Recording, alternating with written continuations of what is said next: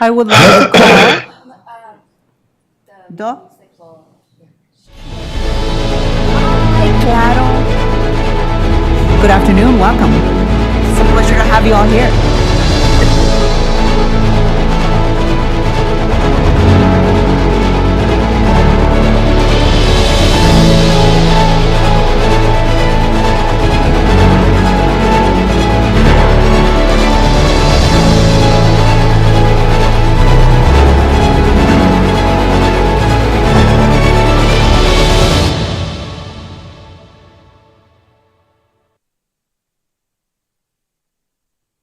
I would like to call the school board meeting for Tuesday, August 13th, 2024, for the Des Moines Public Schools to order.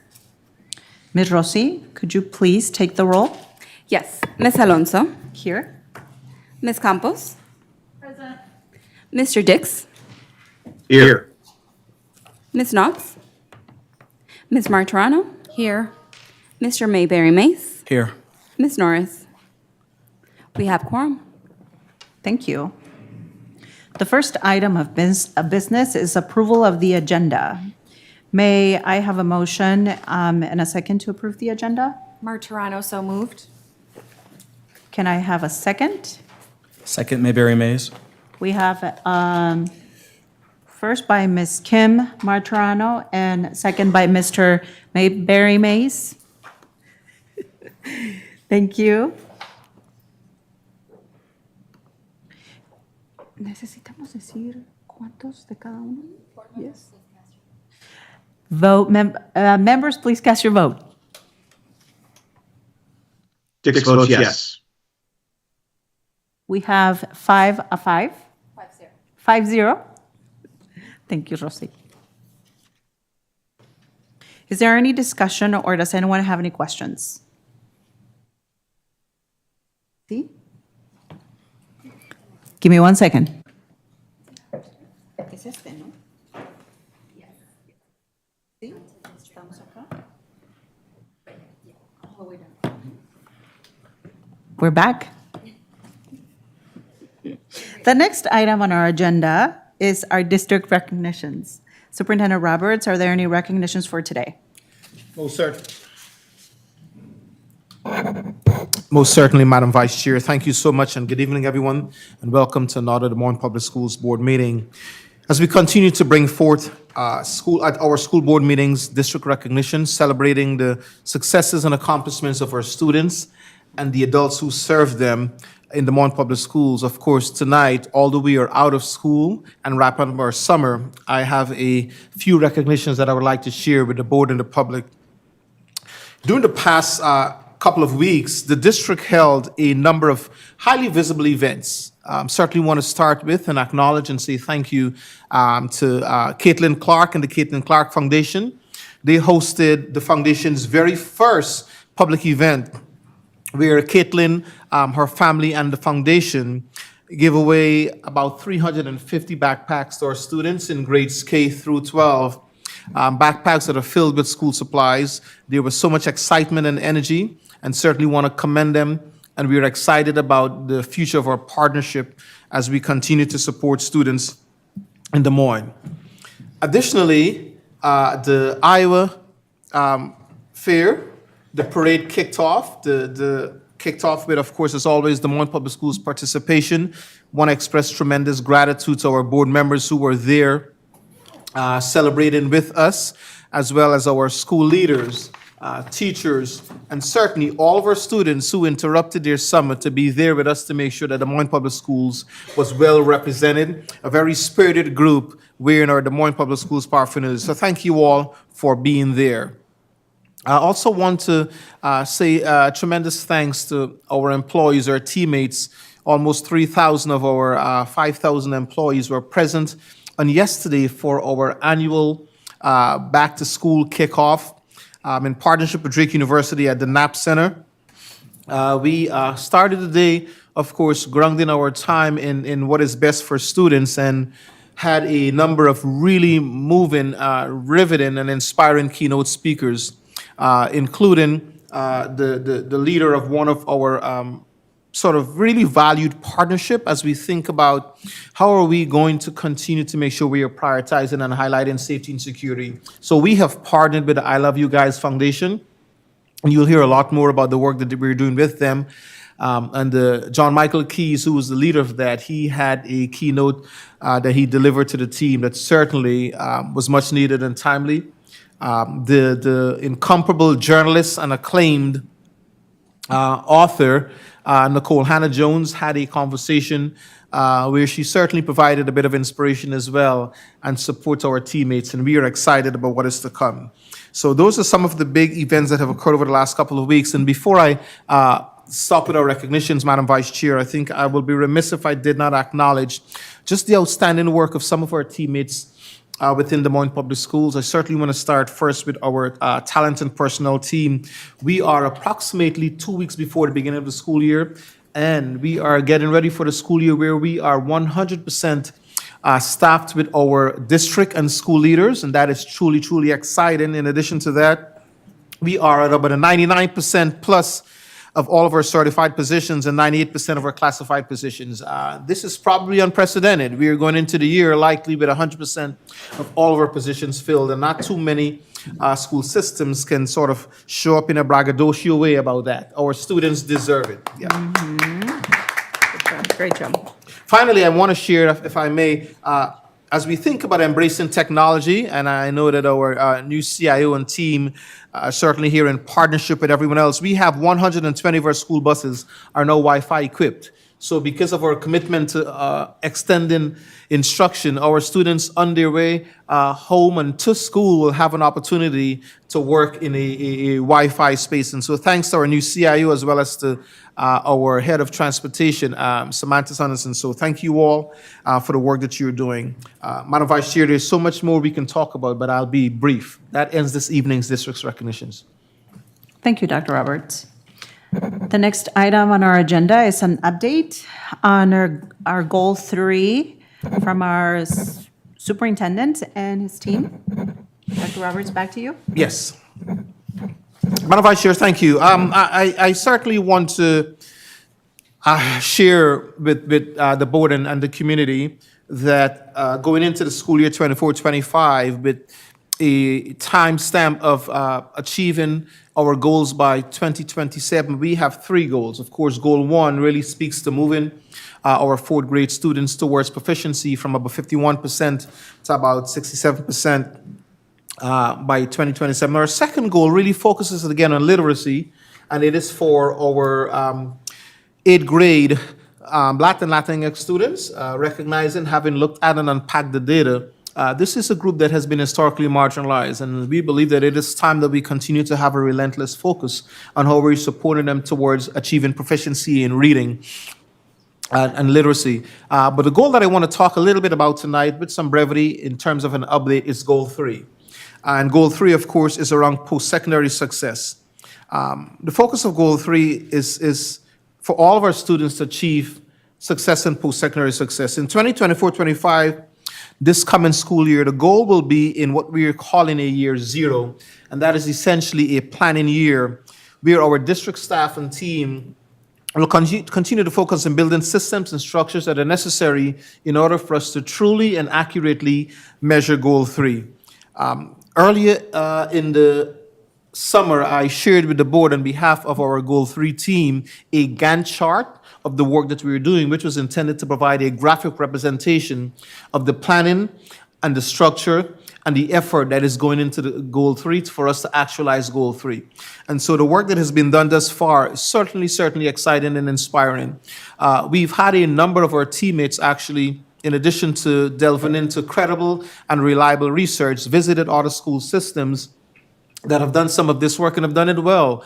Our commitment is to make sure that while we are anchoring our approach to this work in credible and reliable research, we don't want to reinvent the wheel. And so we are looking at places that is pre-K-12 systems across the country where they've done similar work, and we want to make sure that we are going to bring some of those practices into the space. And so excited about the work ahead. And as a reminder, there are 3 identified post-secondary pathways for Goal 3, and we are calling them affectionately the 3 E's, and that is to enroll, enlist, and employ. The team and I are looking forward to furnishing the board with a more detailed update during our September meeting.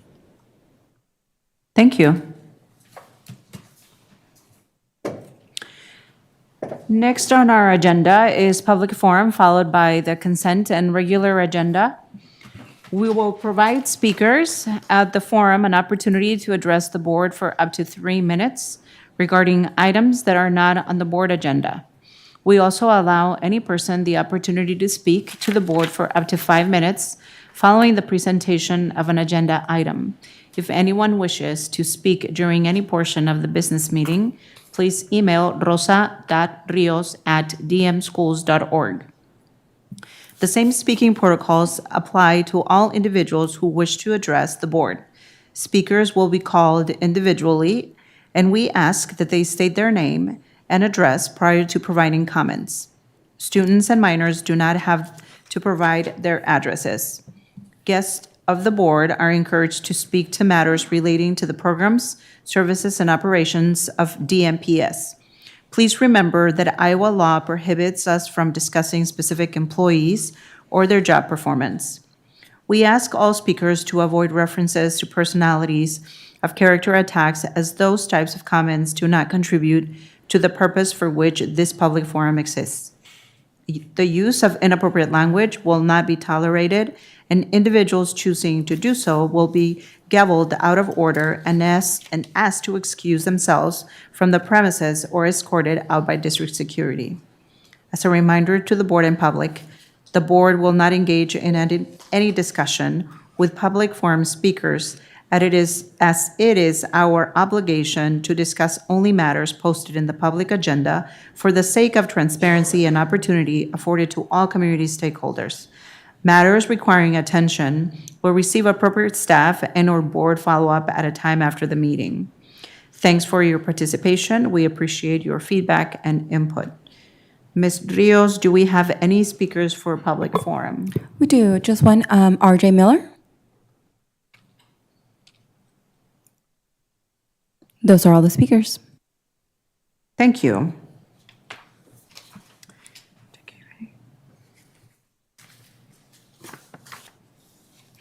We will now move to consent agenda. As a reminder to the board and public, the board will not engage in discussion or deliberation with a speaker regarding comments made to the agenda items. Discussion and deliberation will remain among board members at the board table with speakers' comments, informing the board's discussion, deliberation, and determinations as deemed necessary. Ms. Rios, do we have any speakers? No speakers for consent. Thank you. Ms. Knox, I believe you have the consent motion. I do. I move that the board approve the consent items in accordance with the recommended action for each item on the consent agenda, including bills previously authorized, certified, and approved for payment by the board secretary in the amount of $28,036,965.25, and procurement card transactions in the amount of $438,022.01. Thank you. Is there a second? Martirano, second. Thank you, gracias. We have a motion by Ms. Knox and a second by Ms. Martorano.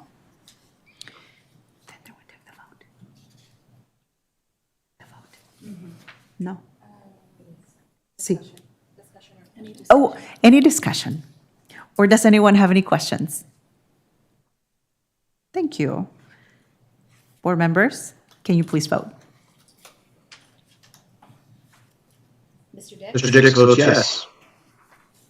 The consent items are approved 6-0. 7-0. We have now 7. Sorry, Jackie. Now we have one other item. The item is F1, Resolution for HR 2586. Superintendent Roberts, would you introduce the matter?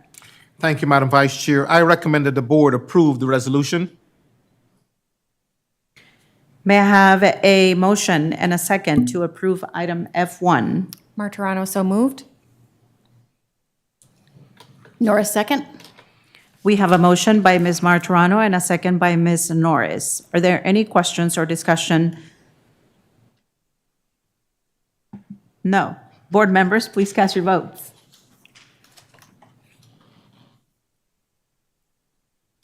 Mr. Dix votes yes. Mr. Dix?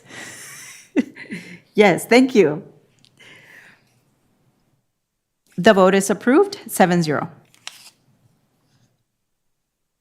Next on the agenda, we will have items of privilege. I would like to ask our board members if you would like to share anything.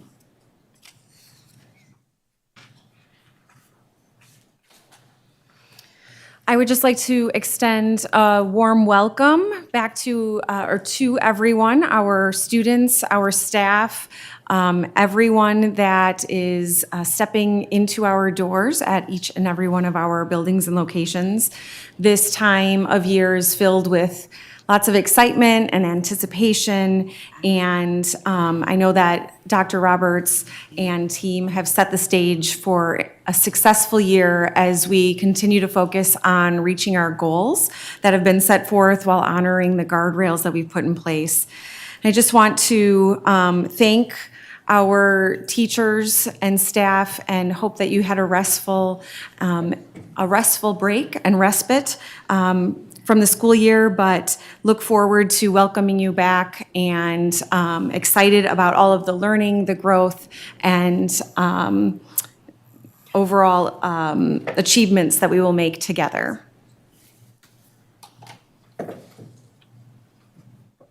Does anyone else have anything they'd like to share? Colleagues? Board colleagues? I would share one thing, Maria, and that was last week there was a series of events called National Night Out, where I was able to attend several of them within the community, but I was particularly proud and appreciative of the Des Moines Public Schools staff and students and teachers who were visible during that event.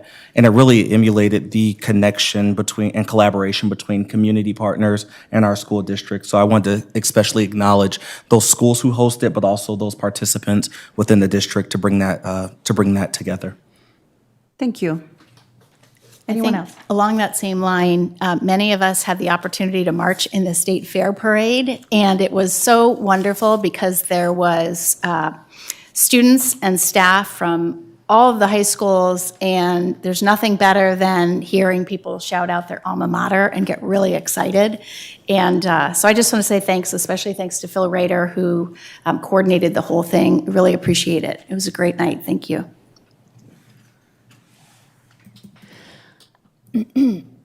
Sorry, there was a frog there. Update from the foundation, as school is just around the corner. That also means that the One Run is just around the corner. And I am going to ask the community and my board colleagues to mark a new date on your calendar. It will be September 28th. There were a couple of scheduling conflicts, but we're feeling confident that the new date will be better for all partners around and give everyone a little more time to plan as we kick off our new year. So everyone at home, please mark September 28th, Waterworks Park for the DMPS 1 Run. Ms. Knox, do you want to just share just a tiny bit about it for those that are less familiar? Yep, so the One Run is a fundraiser for Des Moines Public Schools, but all of the dollars from the One Run go directly to each of our schools, K through 8. That's what the Des Moines Public Schools Foundation is focusing on supporting, K through 8 buildings. And so when the community comes or my board colleagues come, you will check in. You will register and or check in that day and register or check in with a specific school. All of the funds raised through our sponsorships and generous donations are then divided out among the schools based off of attendance. So it's very important that you come because your body equals dollars that go directly to our schools for them to use for the different programming activities, various needs throughout the year.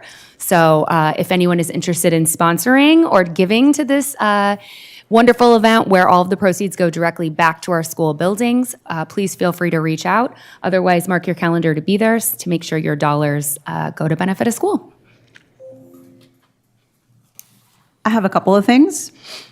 One, I really would like to say thank you to our BFLs who worked, put together 5 different sessions, I believe, to get our students registered.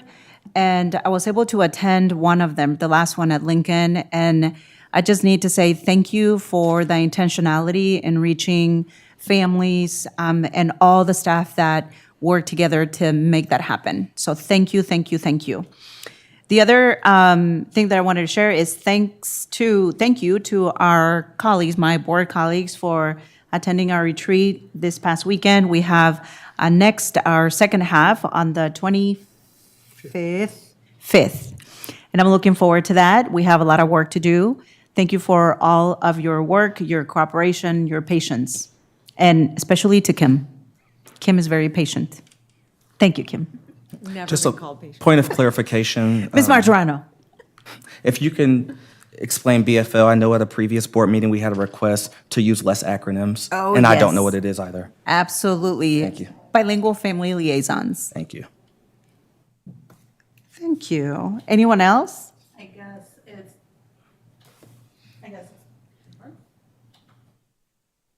Can you hear me? Whoa, yes. Okay. I just want to give a little thanks to the district. I think it was last week on the news, it was announced that DMPS is feeding their kids free lunch to all our schools, and that is something that is really important in our district or in our city right now. So I just want to thank the district for doing that for our kids, and then the food and nutrition department also for doing all they do for our kids. Thank you. I will now turn it over to Superintendent Roberts for his superintendent report. Dr. Roberts. Thank you, Madam Vice Chair. Certainly want to start by doubling down on or echoing what Board Member Anna Campos just referenced, and that is just our incomparable Director of Food and Nutrition Services not only advocates on behalf of our students, ensuring that we are providing them with meals and certainly snacks during their time with us. But there is a commitment to recognize that there is a positive correlation between nutrition and the ability to engage and invest in academic performance. And so we're excited about that. As a district that prides itself on moving towards 100% of cultural responsivity, we've also infused the practice of being culturally responsive in our food and nutrition department by looking at a variety of the meals that are being offered to ensure that we are offering meals that truly taps into the culture and cultural experiences of our students that hail from more than 110 different countries and from where 83 different languages are spoken. So we are truly excited about that. Want to talk a little bit about next year. There is so much excitement around what is likely to happen next year. And so I think about, for example, on today, I want to thank some of our really important partners in this work, the Des Moines Education Association. I know under new leadership, Ann Cross, who's here with us. Today, the DMEA, in partnership with our Talent and Personnel Department, welcome approximately 300 new teachers. I believe it's split 50-50, 100% new to the district, and 100% who are brand new, right, to public education, and so we are excited to welcome them.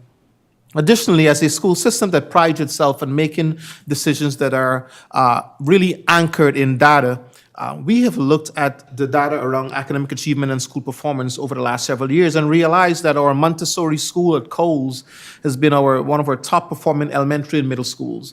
And so based on that data, we've decided that with our focus on equity, to expand and create additional opportunities for students throughout the city.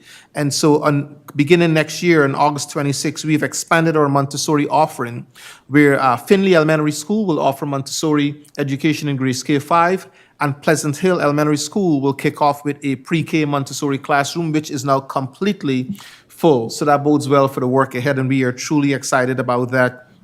Additionally, we have continued to champion, preach, and sermonize the importance of starting very early on in terms of our young people in order for them to truly become academically, socially, and behaviorally successful. And so we have focused on our pre-K programs and the expansion of those programs. And in partnership with a number of community partners, we have decided to experiment this year with removing some of the barriers. One of the biggest barriers to access to pre-K specifically, but schooling in general, is transportation. and our transportation department will offer a transportation for some of our families and students in our early childhood education program, right? This is unprecedented, hasn't happened before, and so we are truly excited about that. Also recognizing, and we've seen a number of data points, and certainly this is one of the hot topics in pre-K-12 education, and that is around mental health, right? One of the data points that has come out of the American Pediatric Association really tells us that we have seen an increase in emergency room visits by our students who, again, are between the ages of 3 to 18. And one of the biggest challenges surrounding that is mental health. And so we've expanded some of our partnerships to make sure we are addressing the mental health needs by looking at a mental health telehealth services in partnership with Hazel Health Foundation and a number of other local organizations. So we are looking forward to serving and supporting our students. And finally, we talked about this on yesterday. Our Associate Superintendent and T, Matt Smith, who serves as point for some of the work around reimagining education. We will continue to make sure that we are engaging and investing the public in our commitment and vision to truly make sure that we reimagine, recommit to, and reignite what pre-K-12 education looks like in Des Moines Public Schools. And so we are excited about what is to come. On August 26th, as we look forward to welcoming 30,784 students and almost 5,000 employees, there is a lot of positive energy and excitement about what is to come. The work that we've started over the years, and certainly the work that we've invested in over the past year, really bodes well for unprecedented academic, behavioral, and social achievement of our students. Parents, you will continue to be a critical part of who we are as a public school system, and we want to make sure that you understand that you can just knock on our doors and be a part of the work that we're doing. And finally, to our community partners, those that are viable community partners, we also recognize and acknowledge that we cannot do this work. This work is probably the most important civil rights pursuit of our time, and we cannot do this alone. And we want to continue to extend an invitation to and welcome all of our viable community partners to reach out to us so that we can see how you can support on this educational journey to provide 100% of our students with a quality education. Madam Vice Chair, that concludes the superintendent's report. Thank you, Dr. Roberts.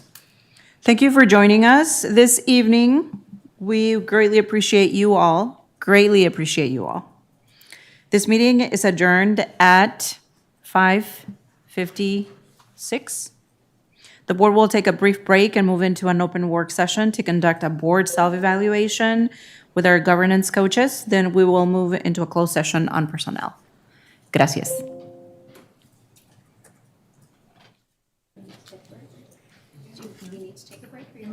I don't know. I need to run to the restroom. I do need to run to the restroom.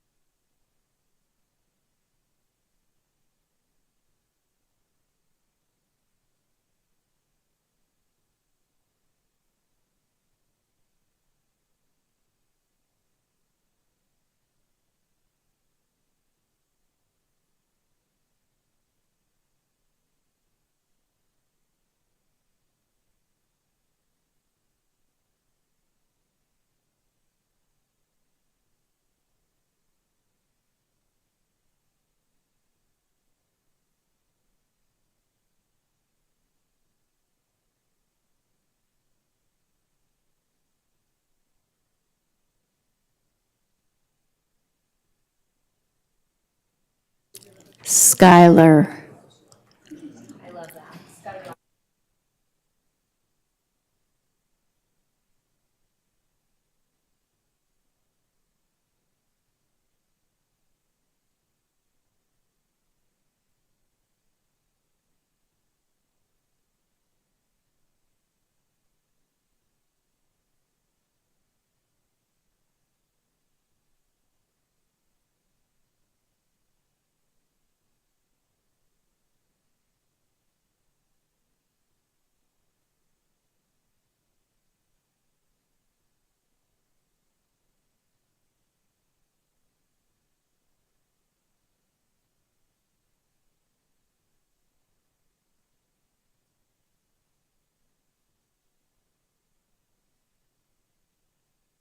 AJ, are you on?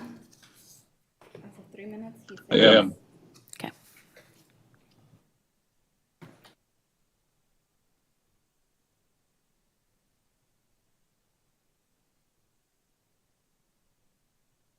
Can you hear me? Oh, there. We would like to get started on our session, our board evaluation led by Mr. A.J. And I always have a hard time pronouncing the last name. Crable is able. Crable. Thank you. And we're ready.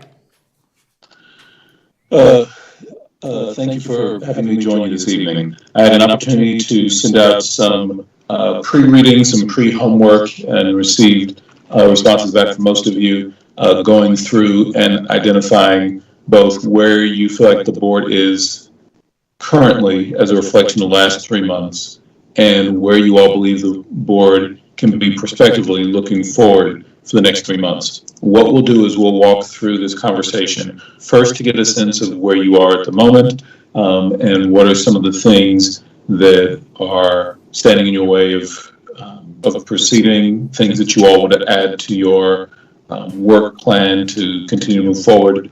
And then we'll use that information to go through the conversation a second time, looking specifically at where do you believe you can be and what are some of the critical next steps.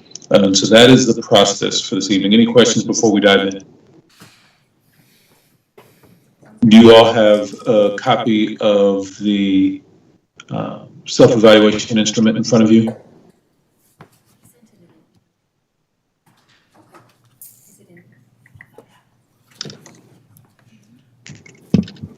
I do. You'll each either need a copy in front of you or you'll need to hang out with a friend, one of the two.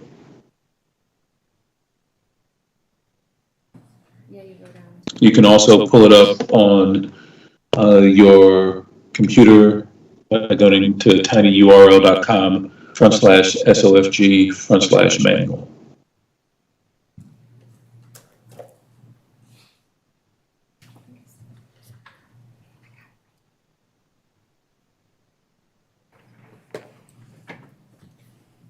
I think you can go ahead and start, AJ, while everybody's pulling up their documents.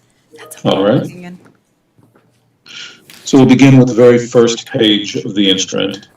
We tend to spend the most time on the first 3 pages, since they're really the heart of this particular framework. So the first page is vision and goals. The board will, in collaboration with the superintendent, adopt goals that are student outcomes focused. And so I just want to invite the conversation. Where did you all place yourself on this instrument and why? In the red column, the yellow column, the green column, or the blue column, and why? Who will be the first to share?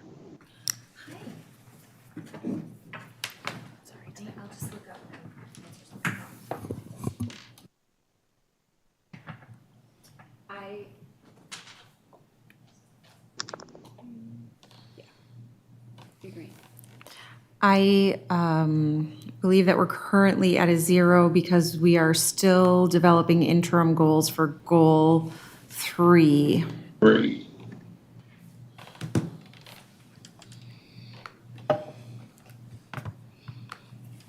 Anybody else?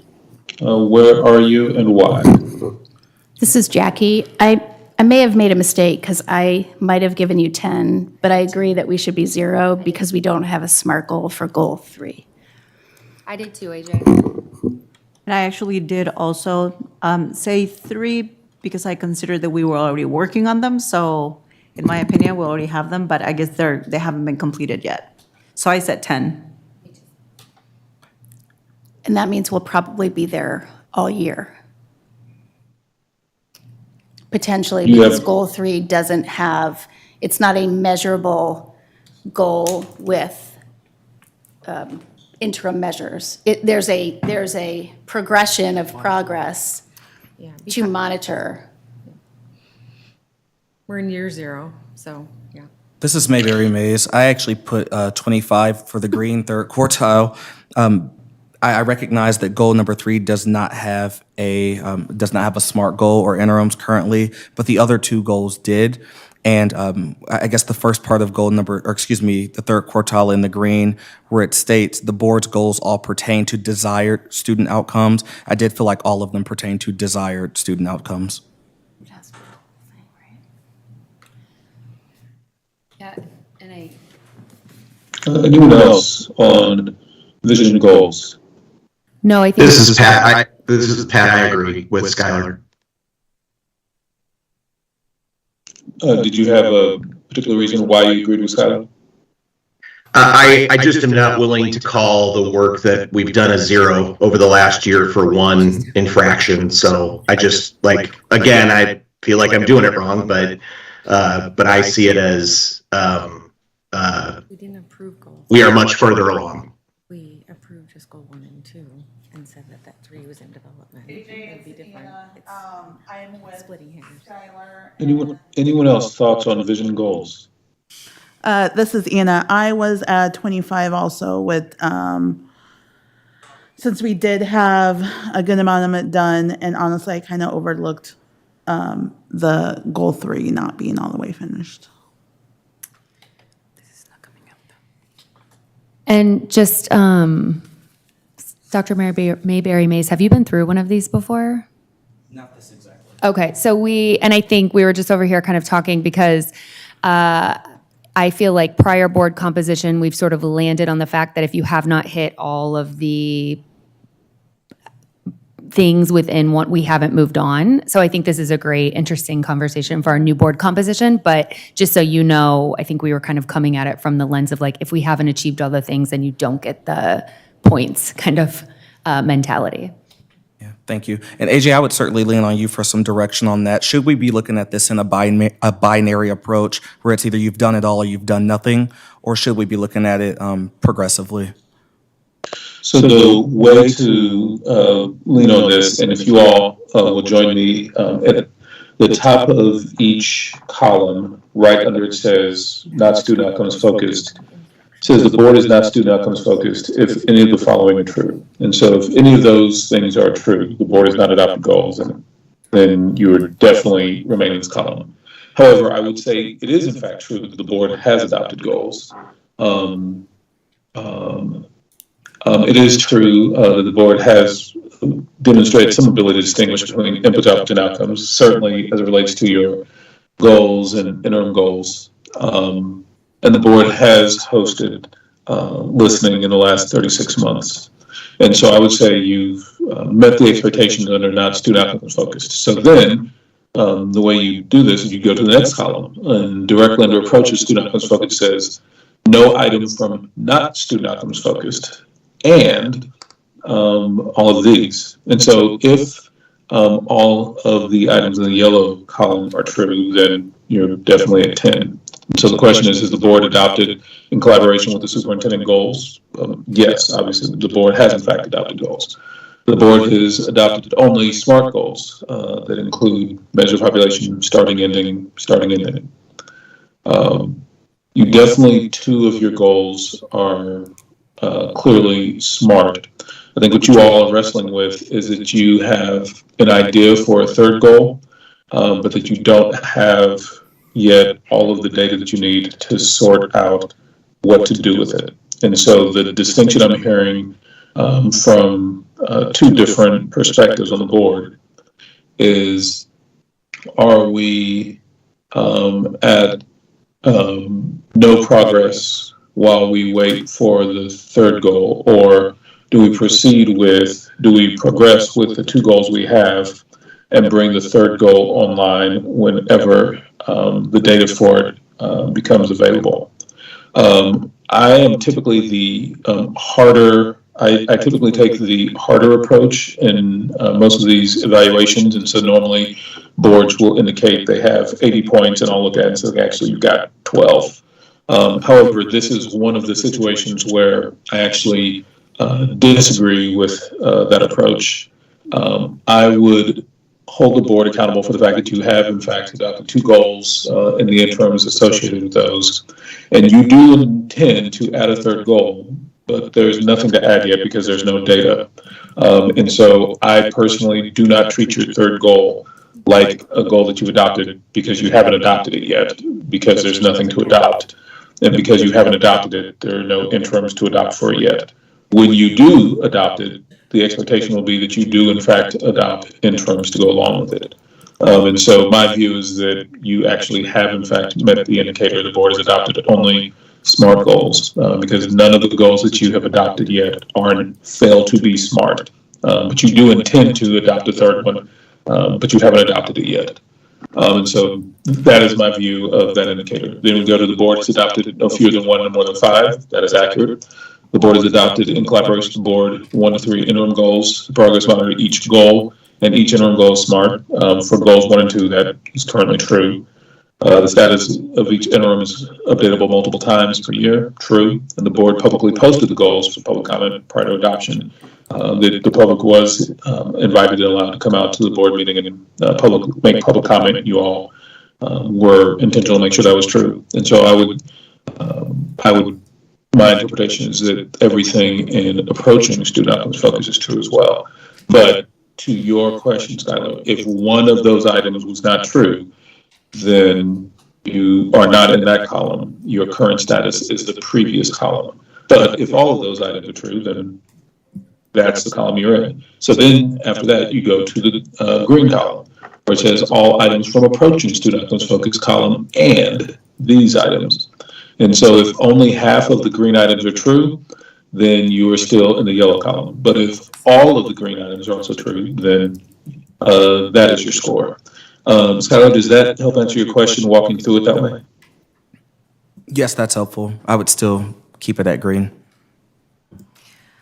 AJ, I appreciate the explanation and the detail of how you're recommending that we go with regards to the scoring. There is a little bit of a maybe misinformation. We did approve a goal 3 with language with X% in X year and Y% in Y year. So the third goal has been approved by the board.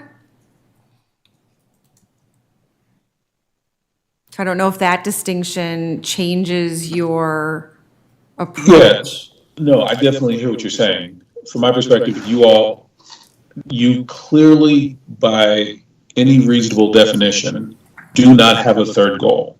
You have an intention for a third goal, but you all, as point of fact, do not have anything that meets the definition of a third goal.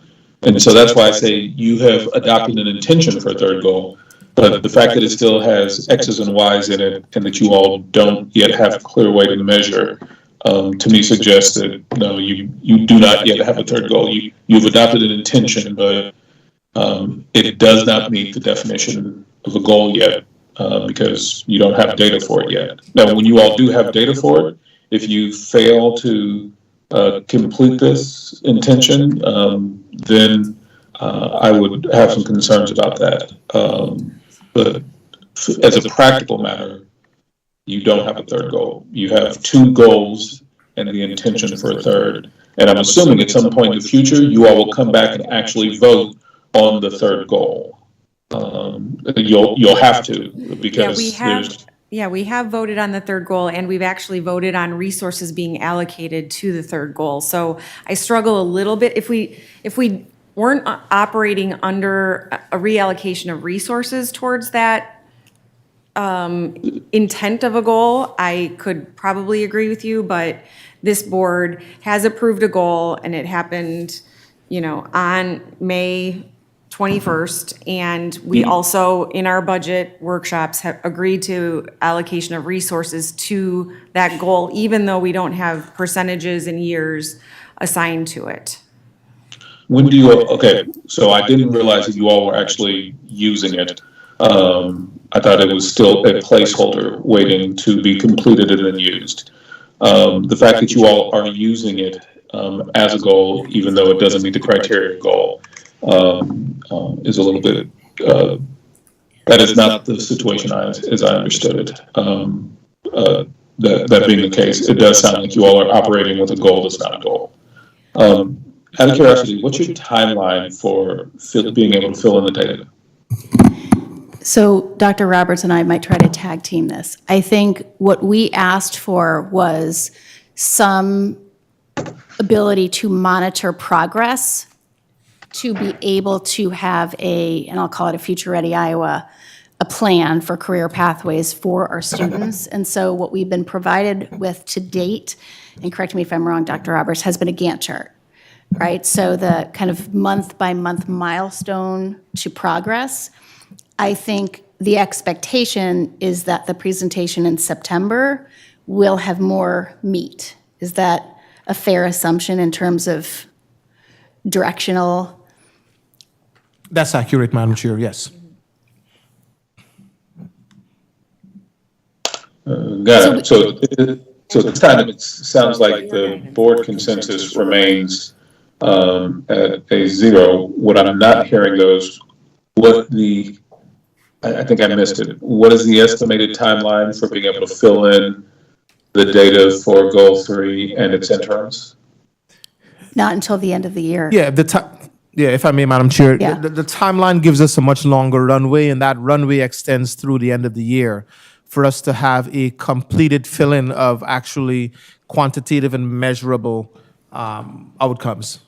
And I'm going to maybe put words in your mouth, Dr. Roberts, so tell me if this is right. The expectation is that it's turnkey. We're starting the programming next fall. That is correct. There is also the likelihood that we will do some foundational work sometime during the school year, but to actually have a measurable goal with attached interims, we are proposing to have that for school year 25-26.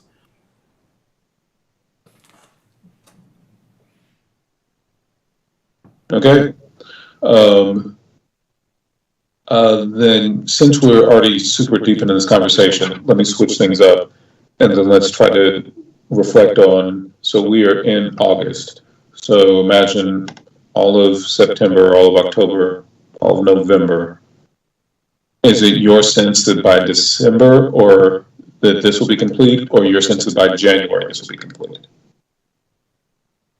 My sense.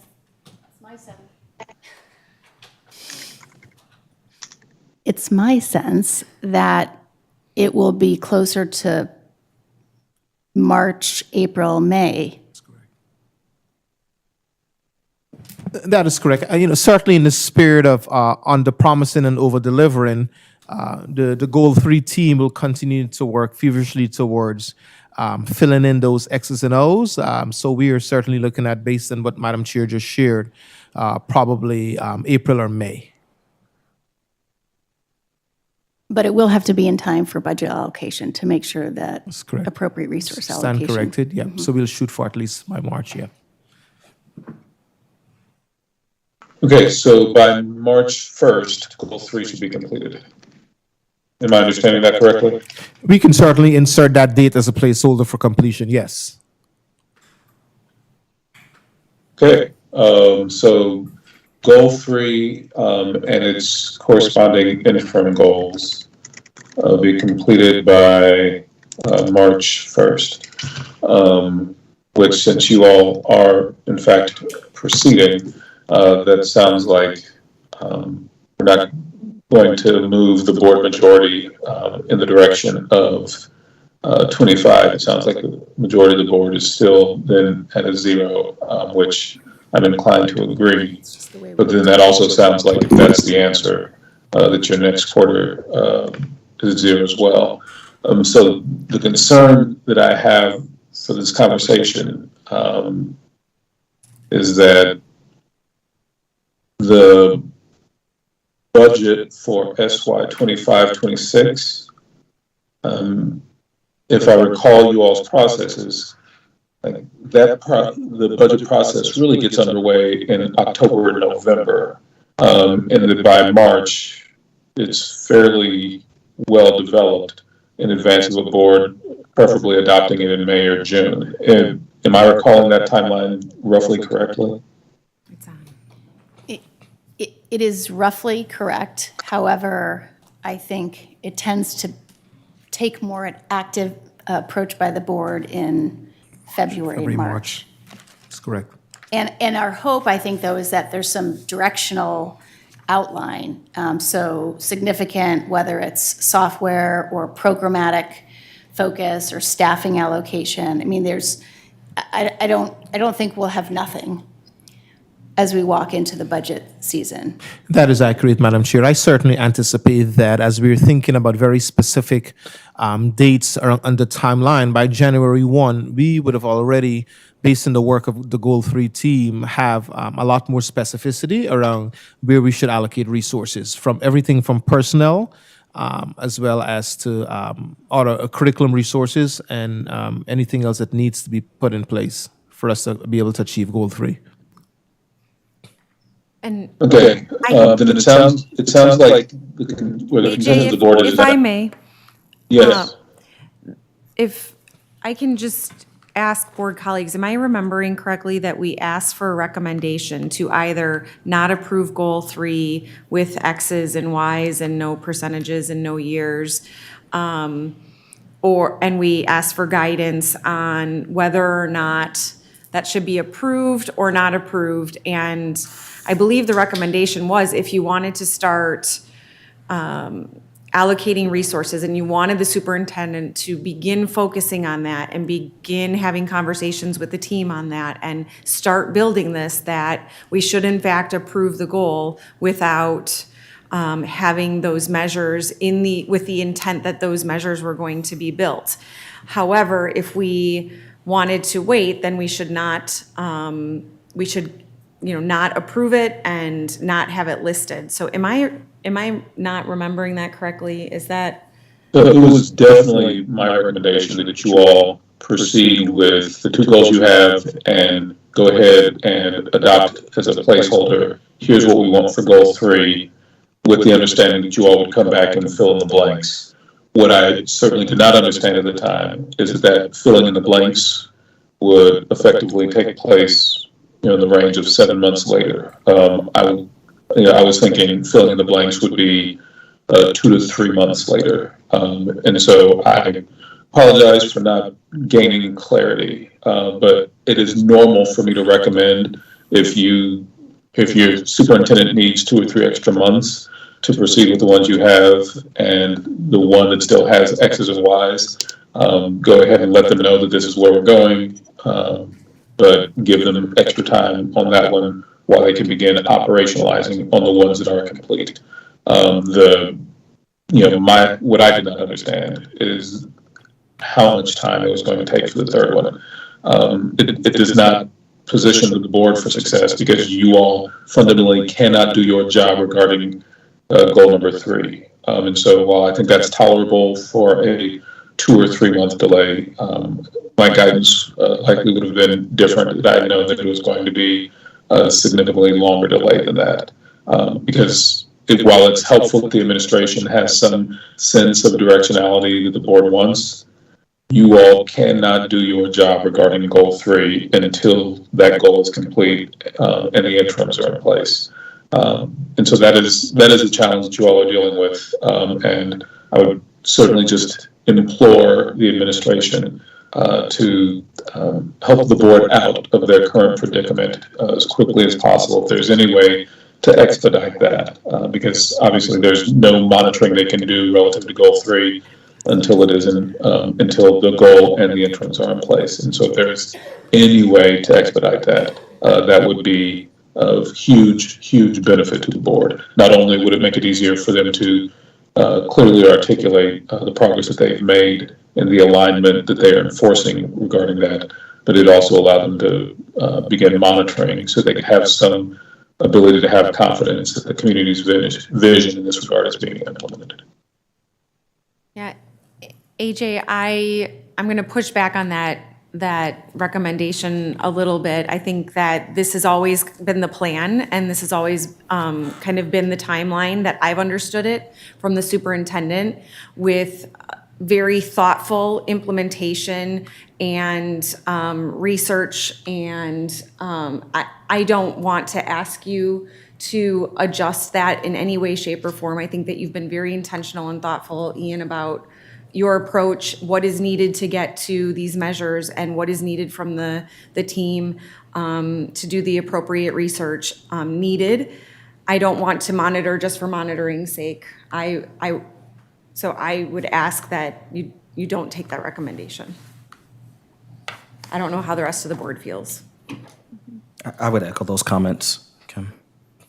I think while not ideal, I think the reason that we've got the Gantt chart and we've got some milestone is to actually have some qualitative evidence of forward movement.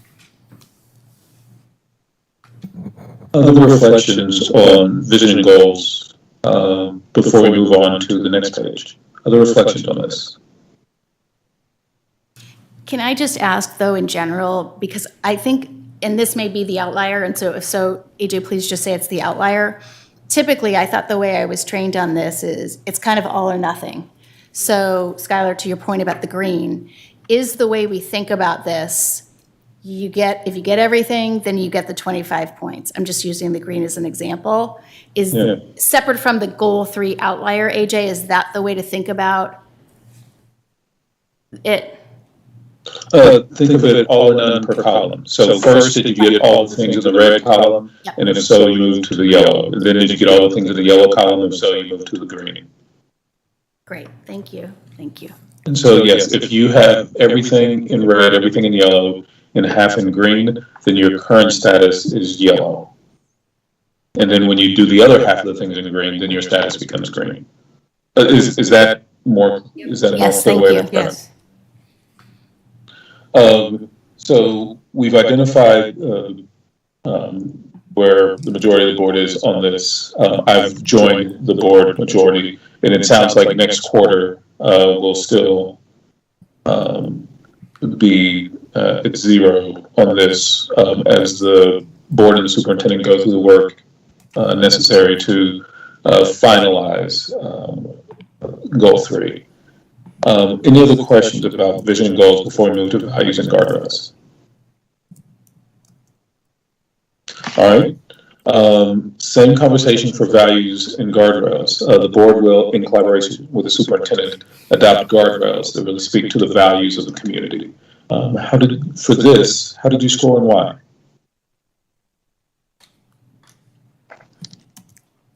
I imagine that the conversation will look the exact same as the goals. I rated this as a green again, but I imagine my board colleagues probably put it as a red because of goal 3. Maybe not. And this one is not about goals. This one is about guardrails. I don't know. I did a 5, and that we could be at a 10, and part of it was, I guess, I wasn't quite sure if our theories of action situation. Right. So I have a question mark next to that, but I think we're in really good shape with our guardrails. Same here. I had a 5 for the same reason. However, though, can I ask Dr. Roberts a question, which is, my understanding is that in September, you are talking us through at least the new guardrails around that specific, was it theory of action, theory of change, or theory? What are the specific words? Action. Theories of action. So, in essence, I think you were going to take the guardrail list, 3 strategies, kind of in essence, what are you doing to actually get to the interims that you've suggested, presenting that in September, and that would move us. Is that right?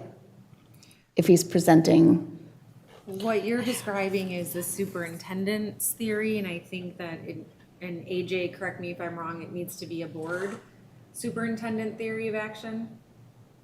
Yeah, so theory of action is something that is most often used by management teams. However, it can be adopted by the governance team. And so if the board chooses to take it up, then so be it. If the board chooses not to take it up, then the superintendent is welcome to do so.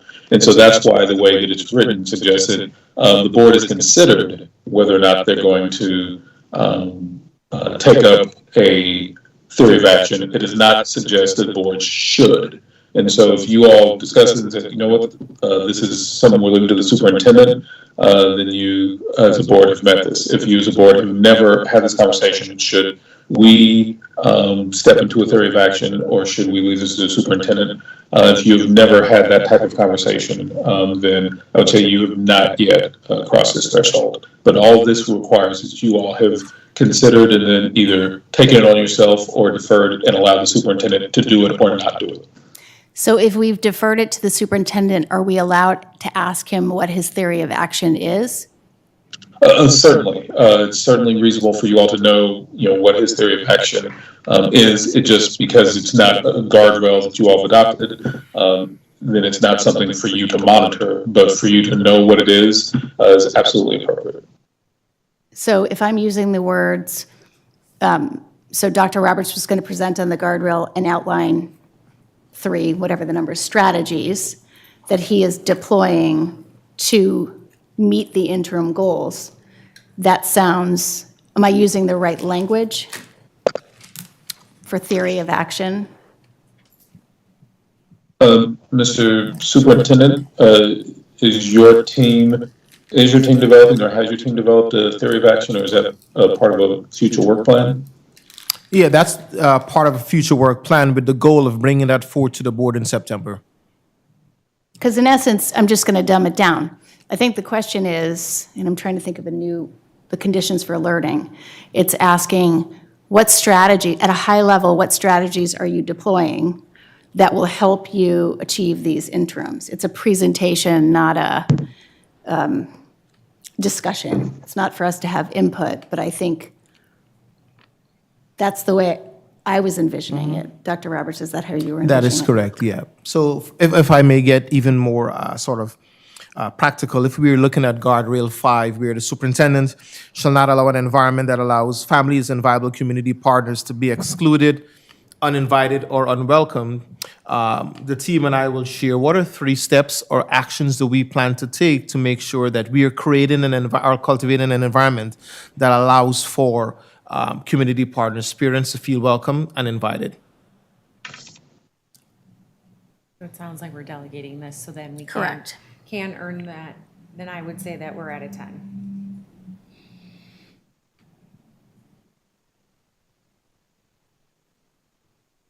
Can you, AJ, also, because I guess maybe on my time on the board, we've never made it this far to talk about these other things.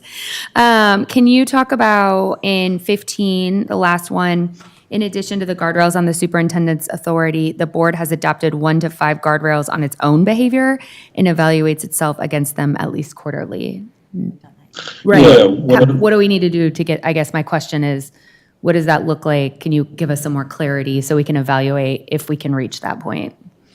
Yeah, so one of the options that the board can engage in is, in addition to saying, here are the things that are out of bounds for the superintendent, for the board to take a strategic look at its own performance, its own behaviors, and try to identify, are there certain things that we are engaging in that are actually that are actually a violation of our community's values and making it harder for us to achieve our goals as an organization. And to the extent that you find such behaviors, the board could adopt guardrails on the board. Your existing guardrails are by default guardrails defining what the superintendent may not do because it'd be violating community values. But the board could also adopt guardrails describing what the board shall not do because it would be a violation. Perhaps one of the most common examples of a guardrail the board has adopted for itself that is then used to hold itself accountable is something to the effect of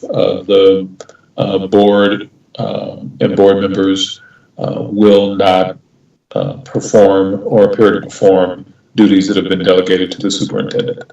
And so in boards where that has been a struggle for the board and violating that value of delegation has actually made it harder for the superintendent to operate, then that board may have found that it made sense to adopt a guardrail of that nature on the board as a way of saying, here's what we will hold ourselves accountable to as public officials. So you all would have to go through the conversation of thinking, what are the things that are true for you all?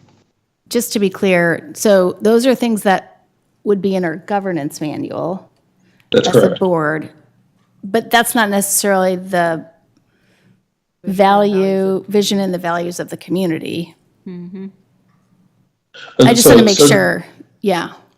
So it is intended to reflect what are board members doing, what exists in board member behavior that the board believes is in fact a violation of its values, and particularly in such a way that it might be hindering the school system's ability to accomplish the goals.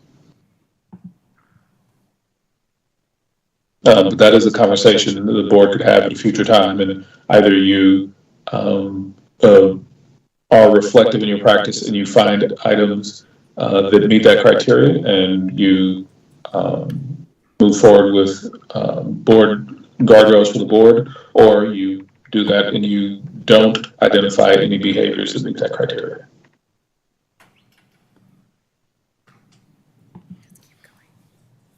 Other questions about values and guardrails? Who else? How did you find the board's current performance for values and guardrails? What did he ask? Anyone else? Did everyone share?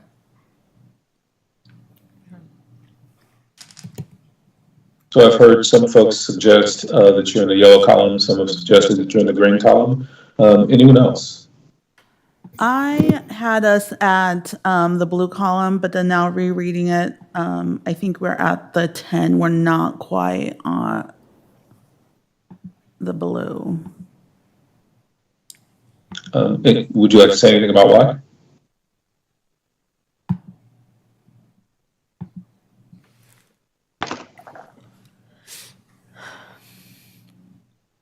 I don't have my notes with me why I chose blue, so I'm gonna pass.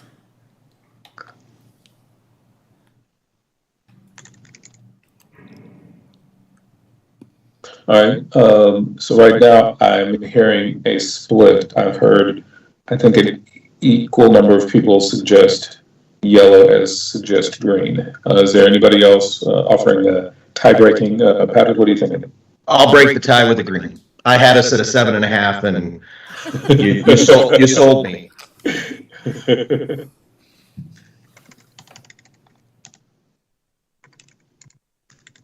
All right. Well, hearing that, it sounds like the closest thing to a consensus is a 10. Based on the conversation, what would be necessary to advance? And does the board think that that is something that you could do over the next 3 months? That's right.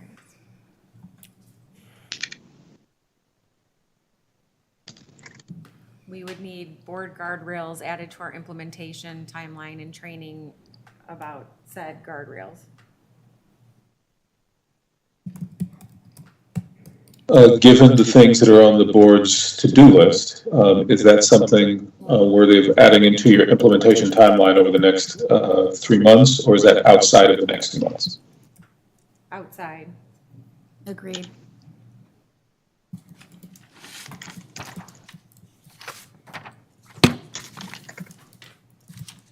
All right. Anything else about values and guardrails before we move on? All right. The consensus is hovered at the green column, and the key notes here that the board has considered and deferred on the concept of a theory of action. The board has not yet considered board guardrails, and that's something that might be appropriate to consider in the first quarter of next year. That takes us to monitoring and accountability. The board will devote significant time monthly to monitoring progress toward the goals. How did you self-evaluate and why?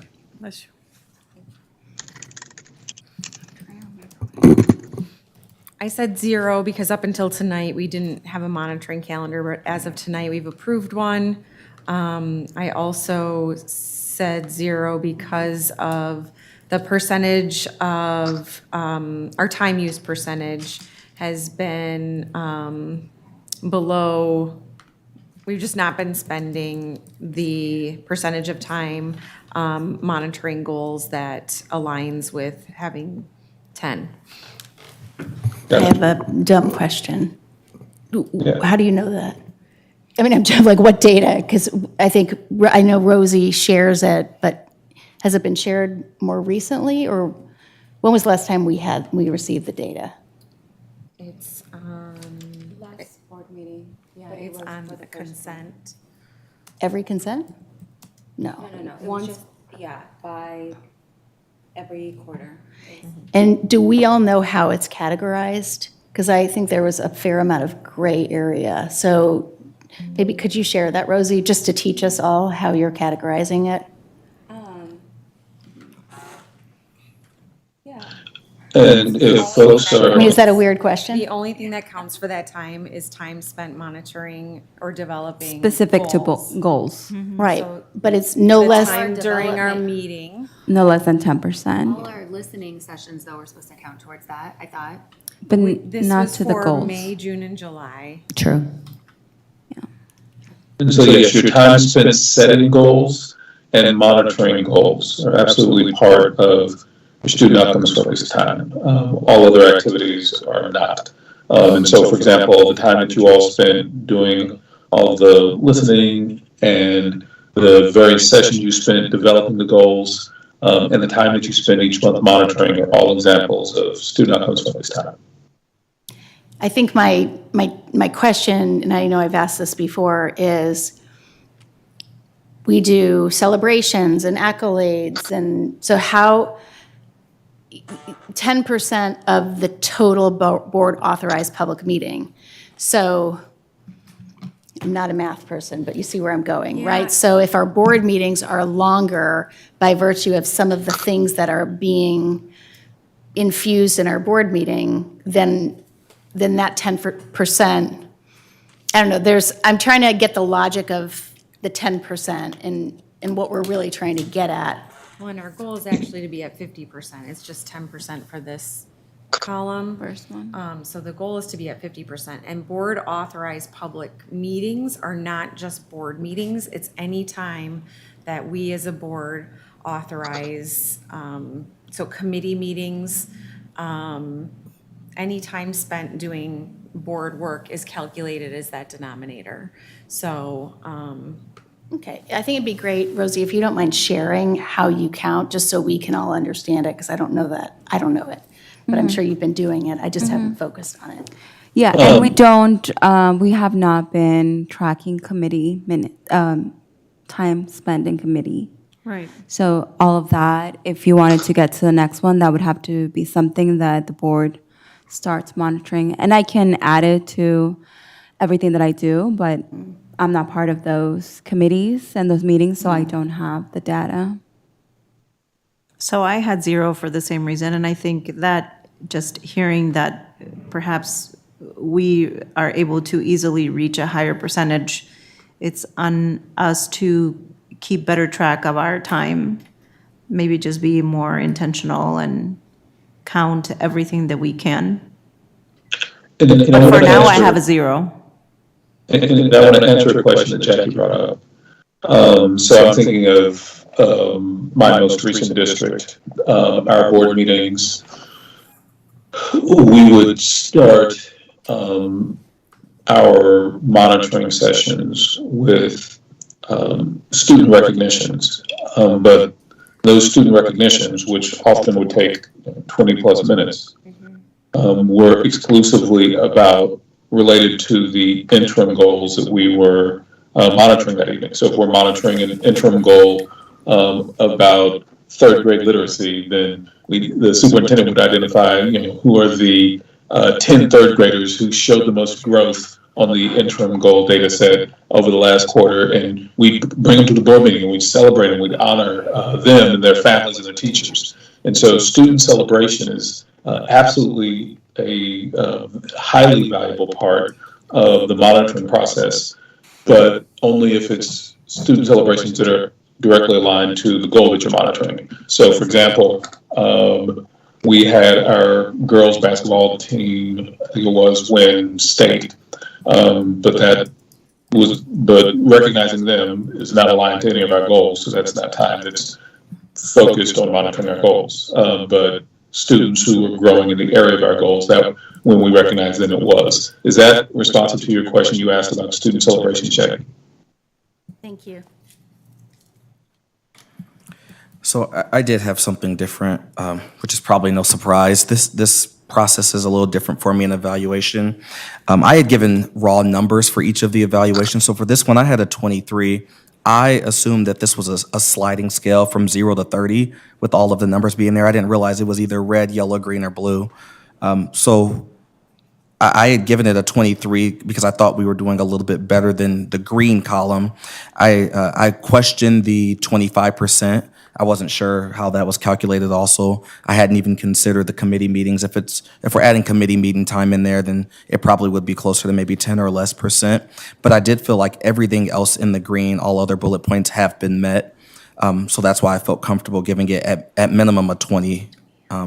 So that was my purpose for a 23. But understanding this evaluation practice, if one bullet point does not meet the needs, and that means it has to go to 0, then I guess it's a 0. Anyone else? Reflections on monitoring and accountability or questions? I also, the other item that we're not meeting in 10 is the superintendent's evaluation. I think as a board, this particular section of the domain, or this one of the 6 domains, we as a board have approved the superintendent's evaluation tool, and it includes more than just the goals and guardrails. So I think we can pretty confidently say we're at a 0. Even if we talk about the percentages, we can certainly do that and become better at spending more of our time on student outcomes. But this will be a 0 for us for the coming year because of the superintendent's evaluation. And I think as the committee stays intact and continues to meet, I think it's something to consider when this becomes a top priority in changing the evaluation and realigning for the following years. Agreed. Other reflections on monitoring and accountability before we transition? It sounds like there is an emerging consensus, 0, that it's possible to move substantially forward, really probably very likely, very rapidly into the green column with 2 caveats. One, the superintendent evaluation is evaluated on performance regarding goals and guardrails, and that the board considers superintendent performance to be indistinguishable from school system performance. And 2, that the board will review its time use practices with the goal of looking at what are additional ways to increase its focus on student outcomes. And in particular, my aspiration for you would be to continue to upgrade your student celebrations and spend more time in student celebrations, but that's specifically aligned to your aspirations articulated in your goals. Any other reflections AJ, on point that? of clarity from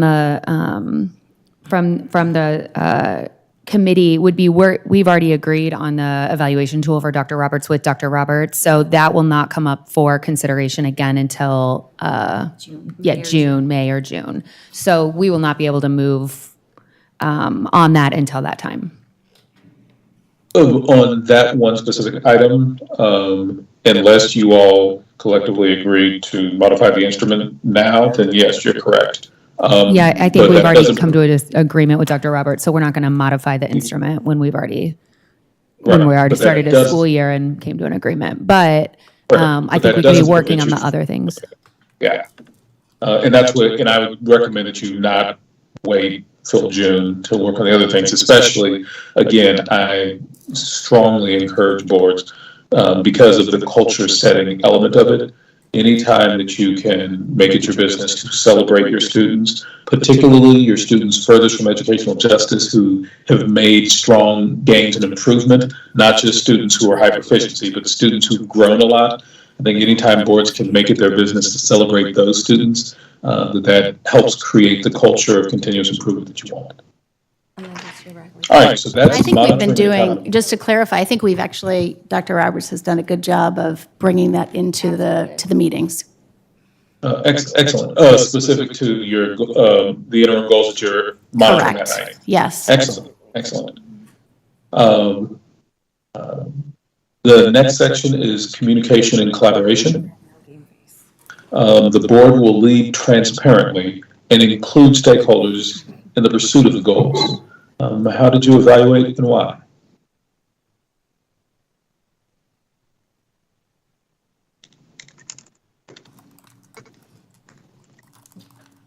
Zero. And again, for the same reason, the use of our time. Excuse me. Wait, is that on? Are we on communication? And collaboration, yeah.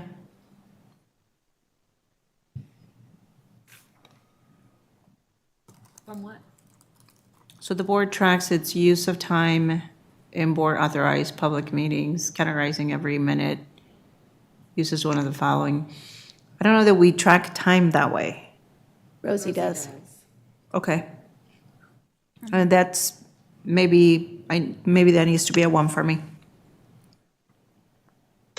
On which one? Communication and collaboration? Rosie, so And- to be clear, do you track it to that specificity using those categories? I do.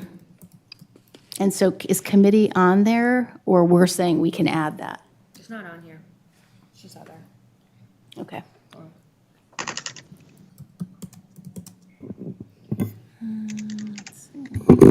So I gave us a 1 on this.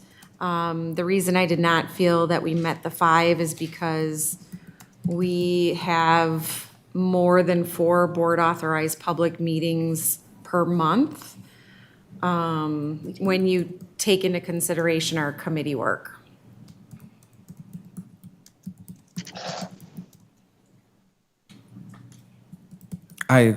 Similar reasons, I had given or rated a 3, just because I didn't think it had met the 5 for similar reasons as Kim. It's the foundation of our committee. I'm in agreement. I gave us a 1. Foundation is the one that's getting us right now. Same reason as Kim and Skylar about the board meetings, board authorized public meetings. That's a committee that your board is sitting in, so every one of those meetings that you and Patrick go to. I had us at a 5, and a lot of this is semantics. I didn't realize that meetings that the public couldn't go to are publicly authorized meetings. So, I think it just depends on how you define it.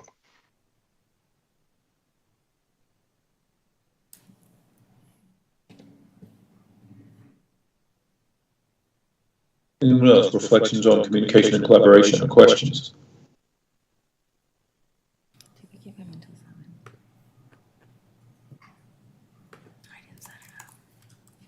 What are specific things that the board is interested in working on in this area? Pretty interested, isn't it? Do we get our stuff 7 days in advance?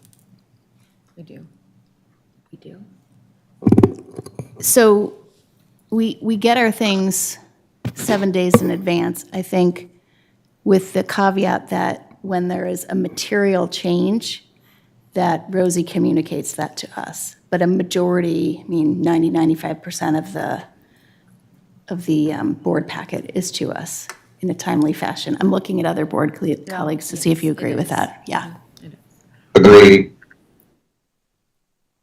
Yeah, and that is fairly normal across the council that as long as the practice is that you're receiving all your materials. If there are adjustments to those materials later, that happens, as long as it's something that is That's what we just did in not the norm, that we understand sometimes something's happening. If you find yourself in a position where you consistently get, 2/3 of the material now, a third later, that would be problematic. But it sounds like you all are in a good practice on this.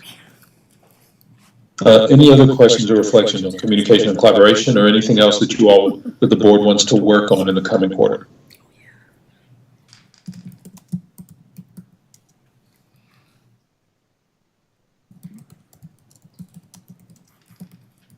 All right. Then I proceed to unity and trust. The board will lead with one voice in its pursuit of the goals. What questions or comments do you have, or how did you score and why on unity and trust?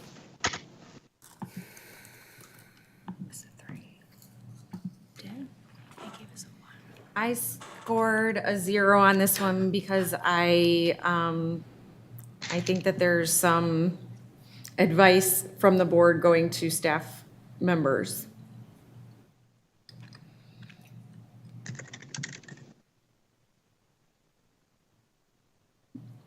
But I'm looking at, I don't think that's in a 1.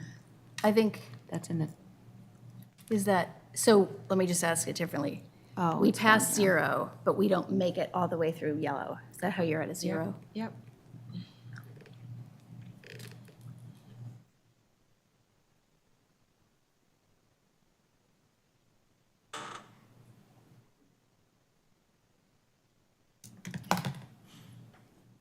Any other board members? We've got another domain to get through and still a closed session. What do you mean another domain? another Well, we have thing. another one. to go through. After unity and trust, there's continuous improvement. I missed that one. I actually had a 0 for unity and trust, but I'm trying to, I didn't take my notes. I didn't take notes when I wrote this. I just went from each column. Kim, you said that you didn't give it a 1 because you feel advice is being. Committees, in the Under committee. 1, it says all board members agree that if the board has committees, their role is only to advise the board, not advise the staff. And I don't believe that that all of our committees act in that fashion. Okay, Which committees my don't? apologies. I Advise misunderstood. the staff. Probably the foundation, because I tell Dr. Roberts that he better be at things all the time. So it's your fault we don't have a Oh, graceful dinner. sorry. I had given this one a 2. Only serving on the foundation committee, I don't feel like there's advice being given to staff on the foundation committee. So I given it a 2, somewhere between yellow and green. Oh, The intent of this particular item is that board committees are in fact board committees. And AJ, you can probably speak to this. The recommendation of a committee is not a committee of the superintendent and staff and the board participating in that. It is truly a committee of the board and making a recommendation to board colleagues regarding something. So we have board committees where they are actually staff, superintendent committees that our board sits on. And so that would mean that we would not get that point. Is that an accurate statement, AJ? So it's not necessarily that we've got board members that are saying, staff, you need to do A, B, and C, but just the mere fact of us sitting on a committee that is a superintendent's committee would identify us as not following best practice in this column 1, correct? Yeah, the only way to circumvent that, so if you look at the last indicator in the red column, board members serve on committees formed by the superintendent or staff without approval of the superintendent and majority of the board. And so the superintendent has a committee, so first distinguish. For all intents and purposes, we only recognize 2 types of committees, superintendent or board. Either it's the function of the committee is to provide advising to the superintendent, or the function of the committee is to provide advising to the board. If you ever mix them, even 1%, then that committee is providing advising to the superintendent. And so those are your two options. What is the function of the committee? Who is it providing advice to? And so the coaching is that board members should form committees to help advise the board. So if there's a big task, then you form a committee. They can take the first few steps on it, and then bring a recommendation back to the full board as a way of saving the board some time and allowing kind of a deeper dive into it by that committee. And staff does the exact same thing, that they'll take something big and break it down into small pieces in committee, and then bring a recommendation back to the superintendent regarding that. And so the coaching here is that board committees created by the board, should only be offering advice to the board, not to the superintendent. And the board members should only be serving on committees of the board, with this one caveat that if the board votes that says, yes, we agree, and the superintendent says, yes, I agree, that this board member should be on this, then so be it. But in that moment, it's still a superintendent committee, which means the superintendent at any time can remove the board member. If the superintendent does not have that authority, then it's a board committee, not a superintendent committee. Dr. Roberts, can you help me out? And what committees have you formed this year? I don't recall any. I recall the board chair. We're talking about committees. reimagining education. Let's just be clear. So it's reimagining education, and the issue is Patrick and I, who serve. We don't sit on the committee. Who serve as advisory to Matt as we think about how best to communicate the reimagining education work with the board. So, I mean, we can litigate it. I don't think we need to. I think it's a superintendent's committee. Patrick and I are on it. I think we're doing a good job straddling the role that we're supposed to be playing. And so that is an issue described under the red column. The issue that Kim surfaced is described under the yellow column.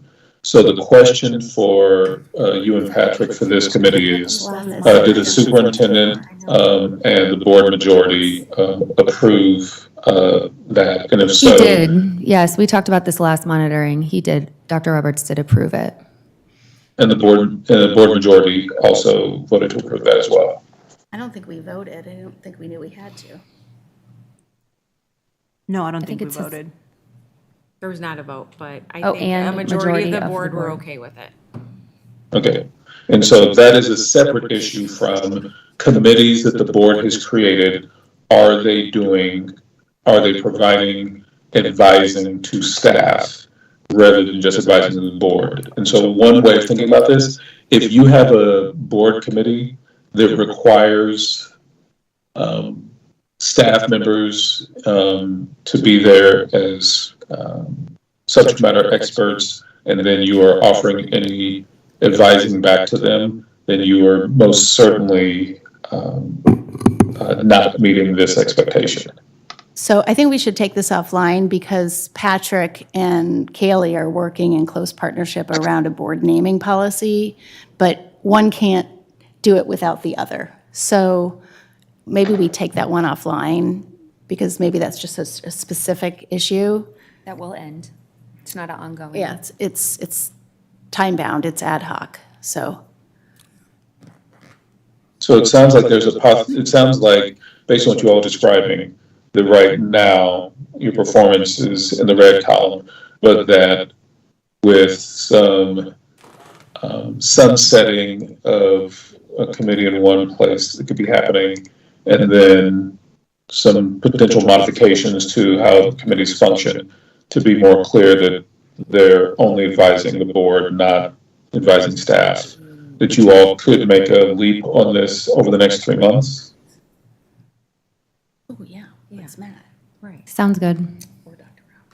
right. Where do you all think you could get to over the next 3 months? 3 months?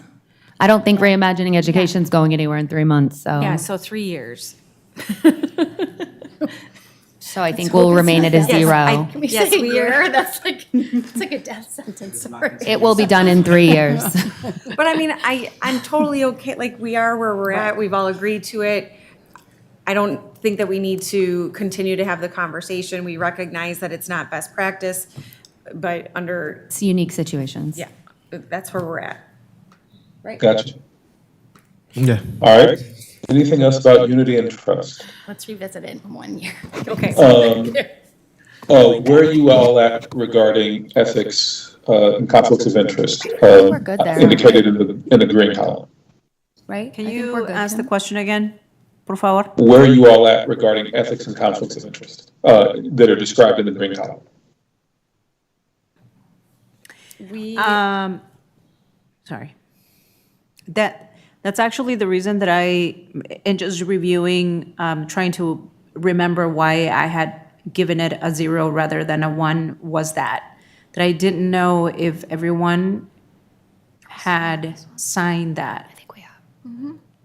Or if we've talked about everyone. No. I mean, the conflict. I misspoke. No, I'm looking at the yellow column, the second, there is no bullet, but I'm just imagining that there's a bullet. The board has adopted a policy or procedure requiring that information provided by the superintendent. The board members provided, no, you know what, I'm misreading. yeah, so I this is, am, oh, go ahead. no, it's the board has adopted an ethics and conflicts of interest statement, and all board members have signed, all board members. That's where I didn't know, thinking mostly of my vecino here, my neighbor. He did. Just the newer, I wasn't sure, so that's why I gave it a 0. This is another one that we've just discussed in length. The third paragraph under meeting student outcomes, we as a board do not have a statement that requires us to recuse ourselves from votes that involved individuals or organizations that have made campaign contributions. This is another one that the board has agreed we are not going to meet. So in a year, we could be at a 1, but under this current board as it sits, I don't think that we will get to the 3 unless we want to revisit that conversation. Is DMEA the biggest piece in that? Correct, Yeah. yes. Yeah. I still Any other don't have an reflections? appetite to change that. Any other reflections regarding unity and trust?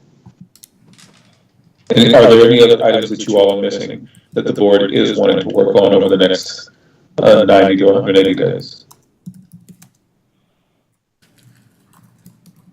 All right, and that takes us to continuous improvement.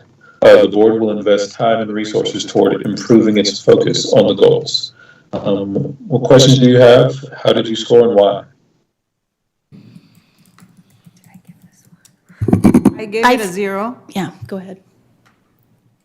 I'm not sure, looking at our yellow column, the second bullet, tracking the estimated annual cost of staff time. I don't know if we have accurate knowledge of that. I think that we're definitely in red, but having serious conversations right now about everything from a 2-day training here that has to get calendared, a potential conference. So I feel that there will be forward movement. Agree. In the What- next 6 months. Agree. Yeah, in the next 6 months, whether or not that gets us to a 1. In terms of what Maria was talking about, I'm not sure, because it's multifaceted. It's not just board, it's also staff utilization and staff time. I mean, because you would count the staff time it takes to monitor, right? Like all of the research, all Their time the, yeah. creating reports, their time prepping, Dr. Right. Roberts, yeah. So how would you track that? Because it almost feels like we're gonna be there forever. How do you track Yeah, staff's and so time? the way that you track that is that the superintendent, only once per year, and it's a sample, it's not a full, true 12-month evaluation, but it's a sample. Once per year, the superintendent works with his team to really identify to what extent is the board is governance work utilizing staff time.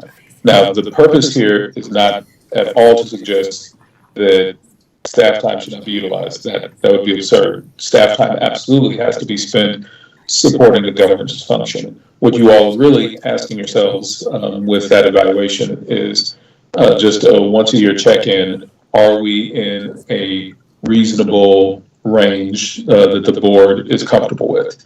And so, for example, we've had times when a board looked at this and they said, wow, we're not actually spending much staff time at all. And we don't have the things we need. Do we need to make some adjustments? And they wound up adding a staff member specifically to provide board support. Another board went through this and was stunned by how much staff time was being used and realized that there were a few procedural changes that they needed to make in order to bring it back to a range that the board found to be appropriate. And so it's just a way of taking a moment to take a temperature to figure out, are we in a range that seems reasonable to us as a board, that we have, that we're not so low that we don't have the support we need, but we're not so high that we're impeding the administration's ability to do the job that we've hired them to do. And so that's what this is about. And Dr. Roberts, I just sent you an email with guidance on what that process looks like. It's fairly self-explanatory, but if you and your team want any support with that, I'm happy to provide it. Thank you. We'll take a look at that.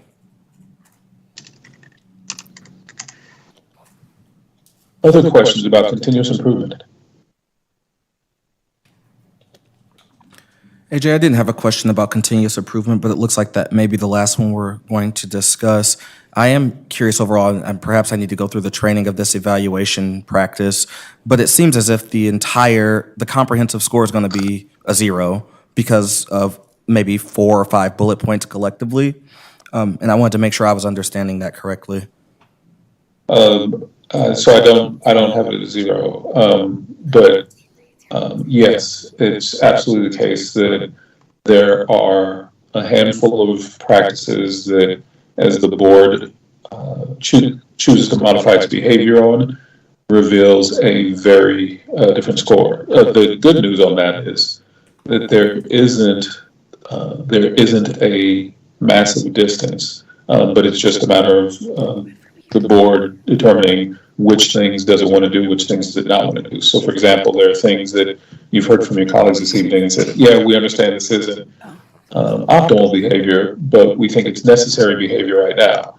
And that is very appropriate decision for the board to make. But it does have real world ramifications in terms of your self-evaluation. Okay, thank you. I do want to express a little concern with that. If the numbers weren't next to each of these columns, I maybe would be more comfortable with it. But given that there's numbers next to each of these and it does add up to 100 collectively, to say at the very end we're at 0 or maybe we're at 5, I don't know where we're at collectively, but to say we're at 5 out of 100, I don't think is an accurate reflection of really where we are collectively as a board when it comes to these items. I think that we're doing a lot better than we have done in the past because we've been at 0s for a long time. Go team. Okay, let's see about wrapping this up. AJ, any additional comments? Thank you, Skylar, for that, Mr. Mayberry Mays. AJ, any final or closing comments? Whether it's to what Mr. Mayberry Mays just said, or just point us in the next direction. I certainly gather, and it's not unusual, that boards find themselves on the cusp of significant improvement, but are restrained by choices the board makes. And that is, and again, that is choices the board makes. And you all are trusted by your community. I don't question the choices you make, but they do have real world impacts in terms of how are we performing relative to the best practices that have been identified. The easy thing to do is to become frustrated by that. I think the more valuable thing to do is to become informed by that. Where are things that are inconsistent with best practice? What are the conditions that exist in our school system that obligate us as a board to step away from best practice for the time being? And what could we do to repair the circumstances that are causing that? That's the direction that I would nudge the board in. It just means that there are systemic things that aren't yet optimized. And I would encourage the board to constantly thinking, okay, where that's the case, what do we do to optimize that such that future boards don't inherit some of the suboptimal circumstances that we've inherited? How do we make this continuously improved for the next and the next? And so that is the lens that I would encourage the board to view this exercise through. With that being said, I've been taking notes this entire time, and I will forward those notes on to the full board. And as is always the case, as you all want to talk through either individual items related to this or anything related to supporting you all as a board, never hesitate to reach out. Thank you for your time. Madam Chair, back to you. Thank you very much, AJ. And so just to be clear, the next self-evaluation will be for the months of July, August, September, and that means we'll self-assess in October. Great. Rosie's on it. Great. Thank you very much, AJ. Appreciate it. You have a good evening. Maria, do you want to? We're going to go ahead and go into our closed session. This meeting is being recorded, so for everyone that speaks today, please speak clearly.